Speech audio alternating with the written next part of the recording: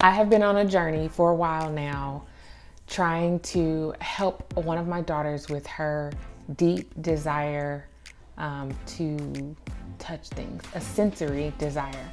I'm going to give you guys all the information about it and show you what we've been using that has been super helpful. Stick around. Welcome to the channel. My name is Morgan here at The Life of Tillmans. If this is your first time, welcome. I'm so happy to have you here in this space.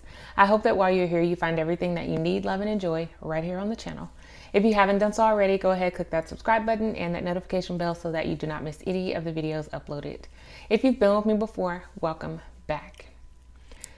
A light bulb came on for me about 6 months ago or so, and I didn't even know that I had a light bulb off. And I say that because a lot of times we just move through life and some things we're not aware of because they haven't hit home, so to speak. We have never had to experience it. We haven't had to research it, figure out ways to fix it or not fix it, take it away, whatever it may be, because it just was not in our home. It wasn't in our backyard, front porch, no friends, no nothing. We just didn't know about it. And that is where I found myself a few months ago when trying to dig deeper into a why. I'm a big why person. I want to know why things are being done, processes, that type of thing.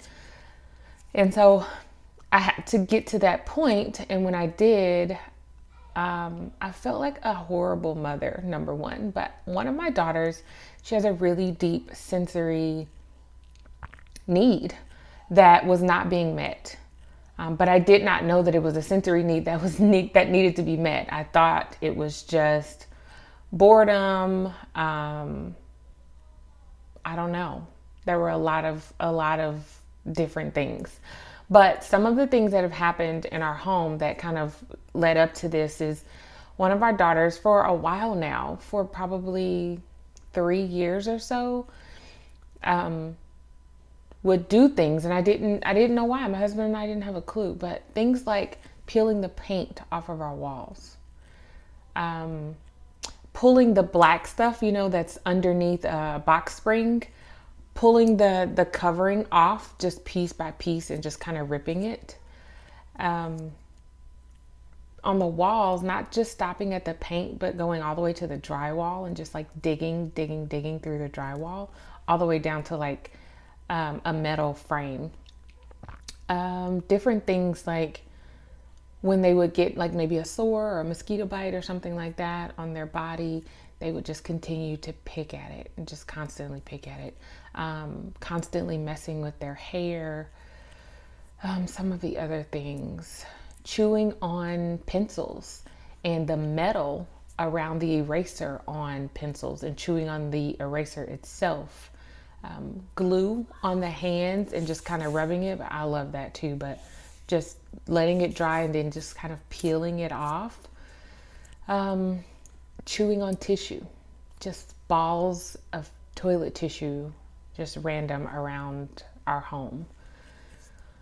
And I talked with her about these things like they're dangerous, they can be harmful for you, but also, I'm frustrated. My child is like picking the paint off the walls, basically what I would consider to be like destroying, for lack of a better word, but just like messing up the walls and things in our home. And that was frustrating for me.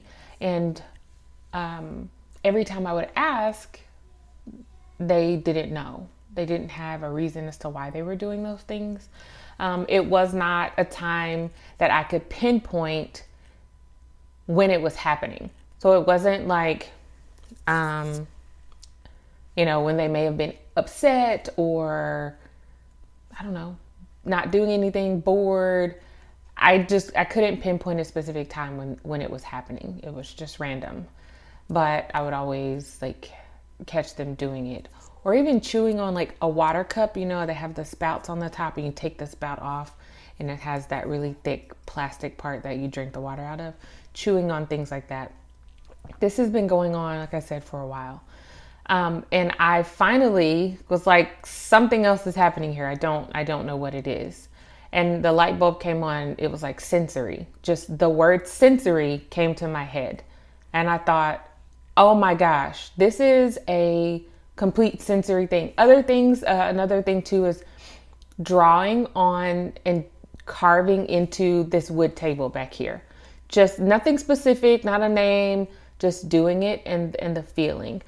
She came to me one day when she was working on something and asked me to get a pencil or pen and write this word in cursive. And I did. And she said, doesn't that feel so good when you do that? And I thought to myself, no. But that was the moment when the sensory word came into my head. Nothing but God. Because that's what she has. She has a strong sensory desire. We have also gone through some of this with our math. And I was thinking, you know, she wasn't enjoying her math as much. And I thought the reason why she's not enjoying it is because she likes to have manipulatives, sensory as well. Just to have her hands on it and be able to do it with her math. And so that's really where it started, was getting the manipulatives that she wanted to be able to use those with math. At that moment when I did that, I still didn't even think about having a deeper sensory need that needed to be met. I still didn't think about that. I just thought she's a kinesthetic learner. Like, she wants to be able to touch on these things and see them. And I'm all for that, 100%. But it was later on when we were doing something with those manipulatives that's when the light bulb and the word sensory popped into my head. So I did some research, talked with a few friends, like in social work, in psychology, just to try to really get an understanding to see if it was something deeper. And it's just some children have a deeper sensory need that needs to be met.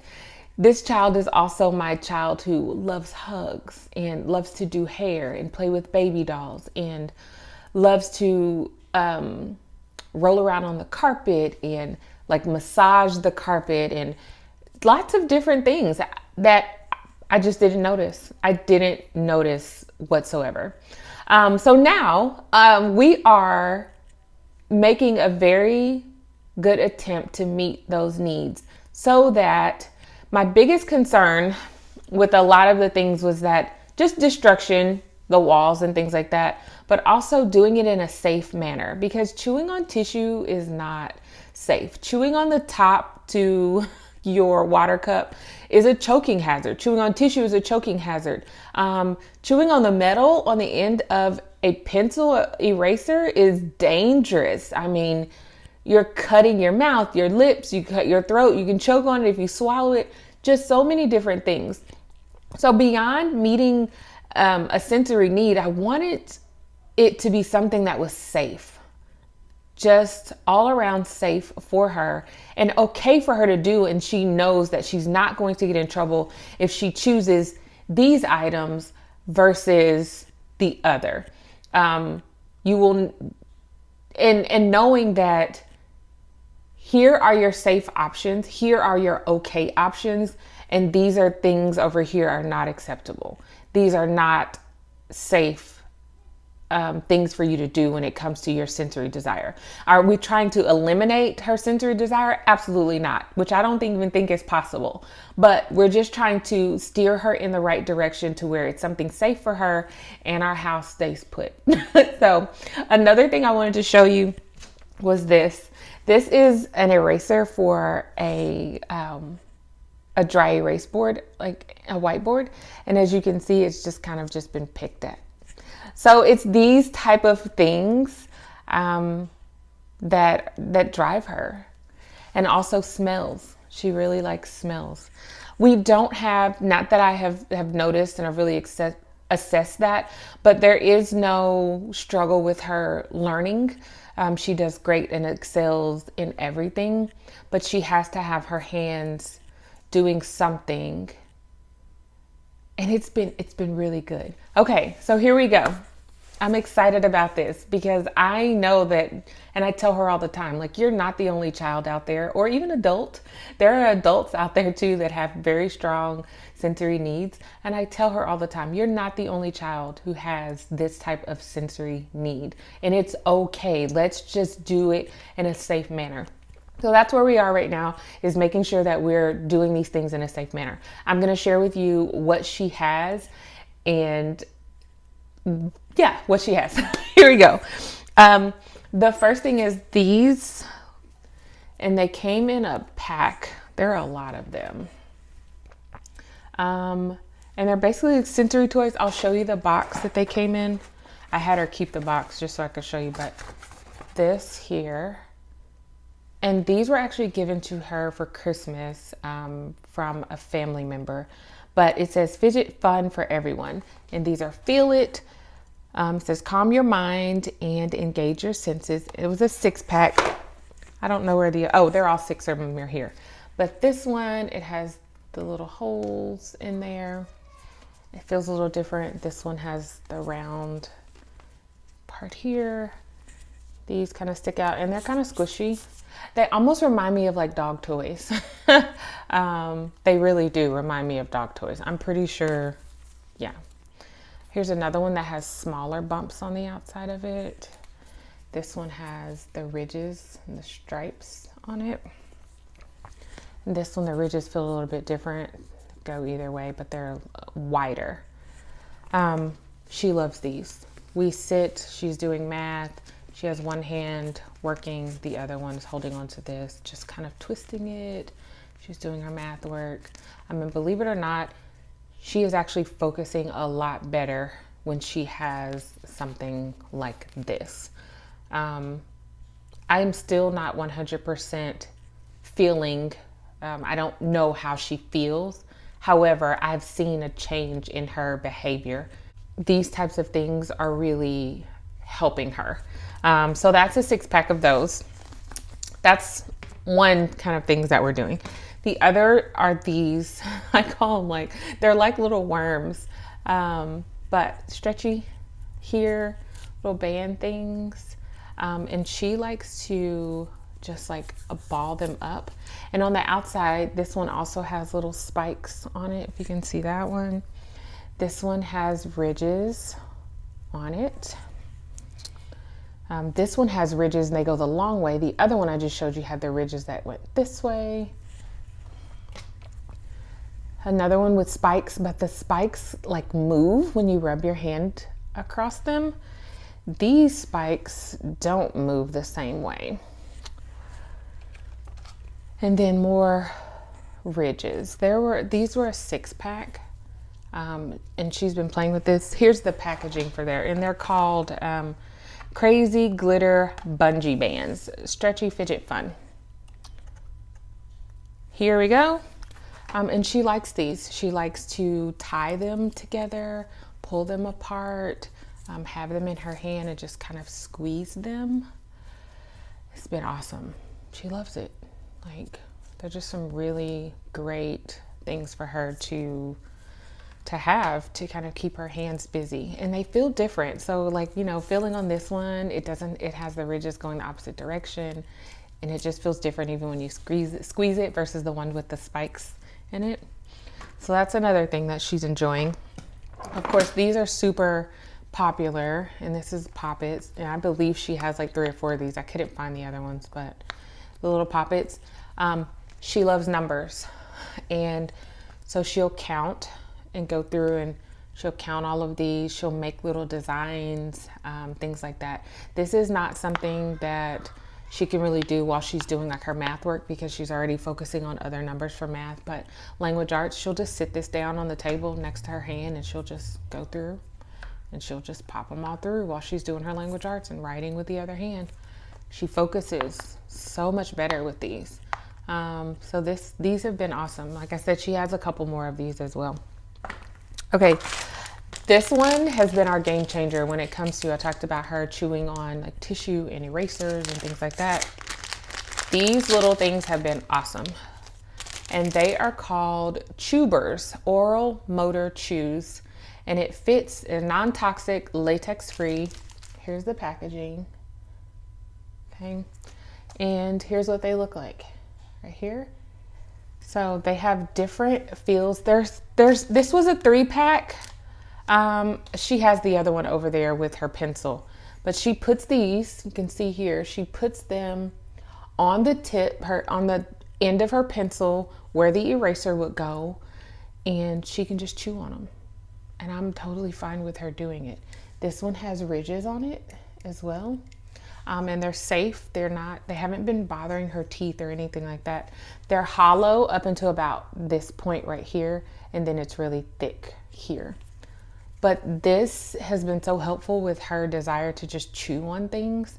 And somebody said, is she hungry? She's not hungry. And I've asked her that before we even had these, when she would chew on tissue and chew on the erasers and pencils and things like that.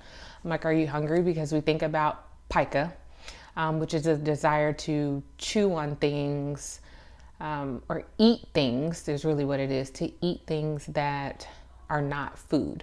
Now, she never ate the tissue. She never ate the eraser or like the metal or the pencil. She just chewed on it. So she never swallowed any of them. Still a hazard, still dangerous, but so it's technically not classified as pica, but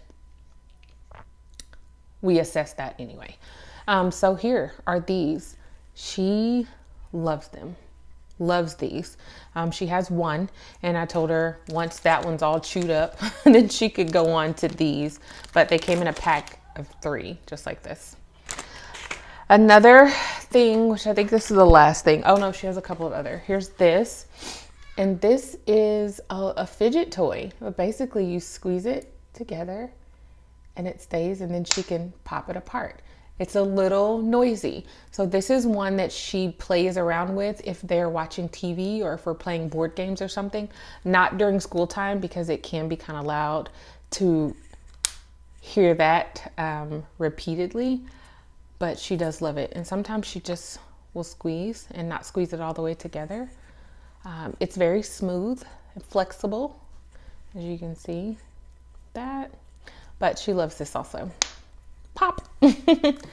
Okay, the last thing I'm going to show you all, and I so wish you could smell them because that's what it's all about, are these really cool smelly jellies, and they are markers. So coloring sticks, and she can color with these. They roll up like this, but like this one smells like oranges. So good. Oh my gosh, it smells amazing. And this is a marker side of it. And then you twist it up with the bottom half right here. So there were 5 of these in here. This one is, I don't know what the smell is. Oh, rainbow sherbet. And they've been playing with these. I don't think I can get this one to go back down. That's probably why it's up there like that, but they smell so good. Coloring sticks, they can color on paper. They actually used them and colored on the whiteboard back there, and they came off just with a damp paper towel, no problems. This one is blue raspberry. They all smell so good though. And my youngest baby girl was like, oh my gosh, Mom, these smell amazing. So this has been really helpful as well. But I wanted to share with you guys that since finding all of these things and giving her a safe outlet, because that has been my only desire since really discovering her need, her strong sensory need, safe outlet, by giving her a safe outlet, it has been a month and a half, 2 months, because she just got some of these things. Some of them she already had, but it's been about a month or so since she has put tissue in her mouth and chewed it and made little tissue balls all over the house. A month. She has not been chewing on pencils and erasers, any of those things, in about a month. And I wanted to wait to share with you all everything so that I could tell you if it actually worked, in case someone else out there needs the help with it. But these things have worked. And I just praised her the other day and told her, I'm so proud of you for using your safe outlets for when you're wanting to chew on things and feel on stuff in your sensory need. And I use the word sensory need so that she understands exactly what it is. And I praised her for that. And she was so happy to know that you know, she's not doing something wrong. Because yes, picking the paint off the walls is wrong. Digging the drywall is wrong. That's not what it's there for. Chewing on pencils and carving into the table, those things are not okay. And I wanted to not only tell her and let her know that those things are not okay, but provide her an option. We should always have options for safer things. It's right versus wrong. So it's been really, really helpful for her to have those things. It's been helpful for me because it doesn't stress me out as much. And now I can actually go and fix the things that she has torn up, I guess, for lack of a better word, in her desire for more sensory stimulation. So I hope this video was helpful for you. I am still on the hunt for additional things like to help with her desire for picking at this. I'm still on the hunt for that. So if you know of any additional sensory things, please put them in the comments down below, because this is a new process for us and I would love to have more resources in my tool belt to be able to help her as we're moving forward and help her to understand that these are safe outlets and these are not. So I hope this video was helpful for you. Don't forget, subscribe to the channel, click that notification bell, and I will see you right back here at the Life of Tillmans for another video next time. Bye guys.